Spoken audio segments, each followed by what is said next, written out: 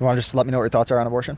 So my general position is that at the base matter, as far as our legal system is concerned, it is a property rights conflict. You have the right to your own life. No one can take that away from you. In the case of abortion, a mother has that as well as the child has that.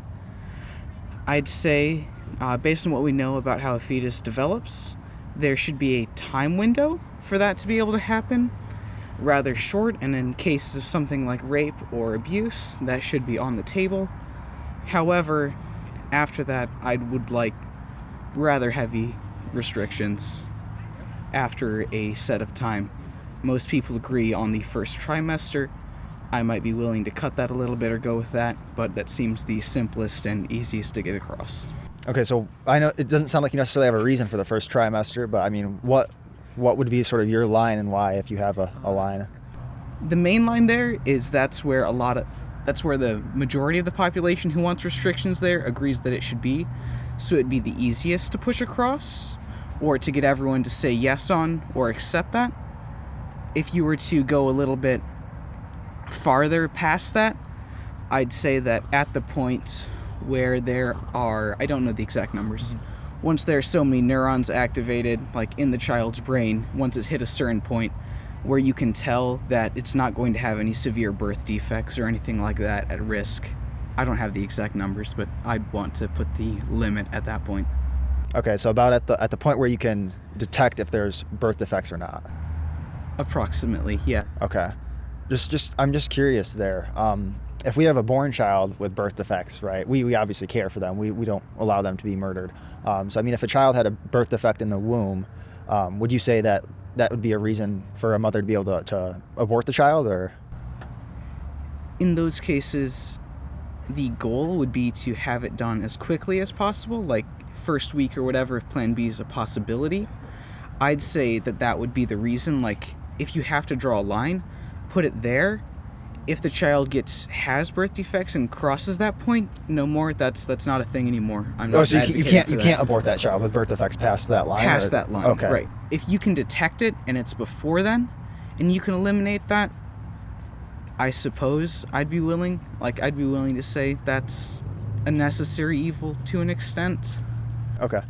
Just a question on the line, because when I look at the issue of abortion, right, I think, okay, this is a moral question. It's a question of what ought to be the case, right? And I don't think that moral questions can be decided by like consensus or by majority, right? As far as a moral question goes, I'd say that it is wrong to do that. It's unless we have a way to not put someone through that, as far as like a violation of who you are and what happened to you in the case of something like rape. That's also an evil that I'd say that we'd have to take somewhat of a midpoint. I prefer to just not have abortions, period, if that was a possibility.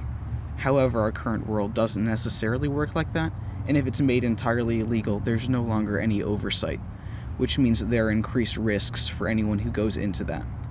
Period. Like back alley abortions. Back alley abortion, anything like that. Yeah, I mean, what I'd say in response to that is I don't think we should make it safer for bigger people to murder smaller people, right? So like if we were concerned about like back alley abortions because we thought, well, women might die from these back alley abortions, I'd say, well, every abortion ends in the death of an innocent child. And I don't think we should make it safer for bigger people to murder smaller people. I actually think it should be dangerous for bigger people to murder smaller people, because I think big people, small people, medium-sized people, all people are equally valuable and should be equally protected, right? Yeah, no, I can agree with that. So you're going off of then the point of as soon as conception, they're a person? Okay. I would go off of fertilization, yeah. That's when a new unique human being is created. I got you, yeah. And I just don't think like going on consensus as far as like first trimester would make sense, because I don't believe that moral questions can be decided by consensus, right? For example, like in the early 1800s when people thought it was okay to kidnap and enslave black people from Africa, I look at that and I say, no, that was absolutely wrong, because God's word says that kidnapping and enslaving someone actually commands the death penalty for slave traders. So I'd say, no, that's absolutely wrong. And I know that because God has spoken in his word. But if we're going on consensus, we wouldn't have any room to actually change society there. You could change society based on reaching people with different information. No, but the point is, though, if they already have their consensus, then we'd be wrong to try to change them, wouldn't we? Not if you think that morally something is different. If you want to try to change the consensus, I was saying that as far as achieving something, that would be the best option. Okay. I mean, what would, like, I guess your ideal be? Just like, say that we got rid of like the political realities of like what percentage of people are pro-choice and pro-life. What do you think ought to be the case? My ideal would be to have something where it's no longer like there's no, you can have, I forget what it's called. There's a certain stance, like in vitro worm. Oh, in vitro fertilization. As in, if you were able to pull like a fetus or like a unborn child, and then have that like done mechanically. Have the child be sustained outside the woman's body. Right, yeah. Because there is an argument to be made about property rights and what is you and what is not you, especially in the case of something like rape. What do you mean by property rights there? I'm just trying to get a better grasp. So the basic ideal there is that if you own something that's yours, no one can take that away from you. That's the basic foundation that everything here in America is kind of built off of. The ideas of the pursuit of, I'm going to grab a jacket in just a second, life, liberty, and the pursuit of happiness. That last one, the pursuit of happiness, it was property. That was changed to appeal to some people. Partially because slavery was still an issue at the time. That aspect of what you are can never be taken away from you. If someone violates you and you're forced to have a child that you didn't want to, I consider that a wrong. And having something in vitro would be my end game. Interesting. So just on the property rights thing, are you saying it like it's a property rights thing because it's the mother's body? It's the mother's body, but the child also has like a right to their own. Yeah, so one thing I'd point out is, yeah, the child's inside the mother's body, but it's in the uterus, which I'd say that's an organ that's not actually for the mother. That's part of the body that's actually made specifically for the child, right? Because the woman can live without her uterus, but the child can't. So I'd say the child wouldn't exist without the mother having that. Yeah, but so would the born children, right? If they didn't have a mother, they also wouldn't exist. Right. You could say the same thing about the male's reproductive organs. Like, would you agree on that, like, as a whole? What do you mean by that? So, if a child can't be born without a sperm, an egg, or a uterus, right, none of that can happen, then you say that those are all common property to an extent? No, so I would actually argue, so even though, like, the mother, like, there's her body, right? But ultimately, what was her body created to do? Specifically her uterus, to protect her child, to nurture her child, and allow that child to continue to develop in a safe and healthy environment. I would say, and it sounds like you agree, that there's a child and there's a mother there, and they both have rights, right? But I just don't think that the mother's right to her own body would trump the child's right to live. For example, I think we'd actually agree on what I'm about to say. With neglect laws, parents are responsible for providing a safe and healthy environment for their child to develop in. I just think we need to be consistent with that and apply it in the womb as well. If parents are responsible for providing a safe and healthy environment outside the womb, they need to do that inside the womb too. That's definitely a fair argument. Because, like, for example, if a woman was to take thalidomide, which causes a child to be born sometimes without arms or legs, I think everyone would say, well, yeah, there's the mother's body, but she can't take something that's going to harm the baby, right? Right. That was banned in the West by the U.S. Attorney General at the time. Mostly because of import reasons. Later it was found out that it actually harmed kids, so that was kind of a lucky coincidence that a lot of Europe had that issue in the early 1900s, and America didn't. I'd agree with that in the same way as neglect. Big question there is that a lot of people don't view the moment of conception as the point of when a child becomes a child. So it's more like it's a thing that has a potential to become a human instead of the other position, which is it's a human immediately. Yeah, so I'd agree there's disagreement there, but the question is what view is true, right? So there's a study by Steve Jacobs. He basically surveyed about thousands of biologists, and I know it's getting cold, so if you gotta, go for it.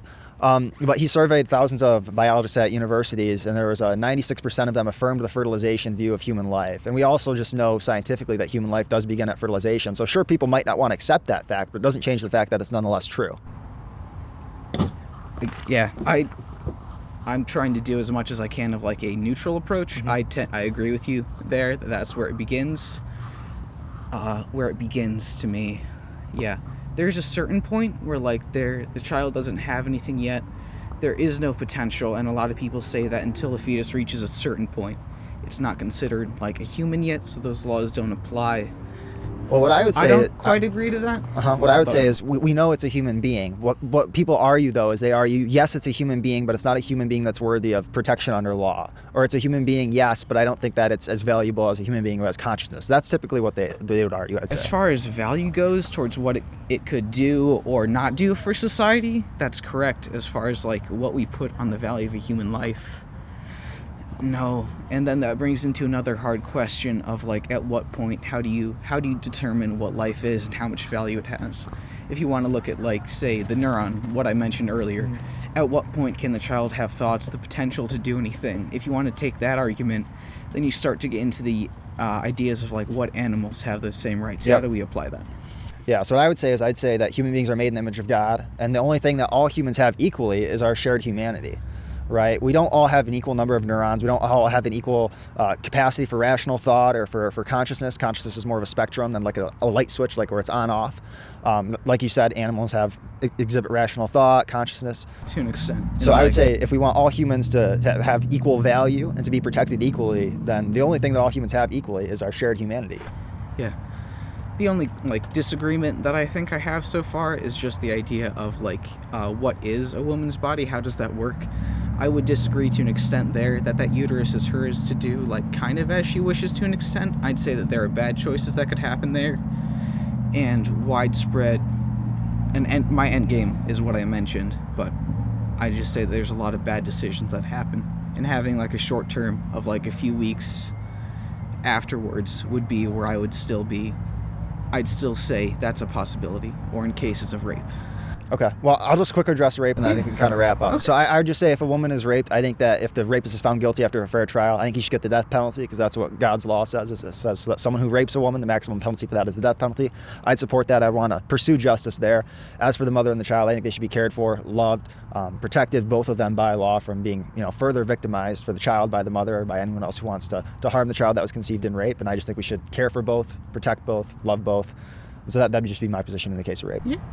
But it was a pleasure talking to you. Thank you, sir. Thank you so much.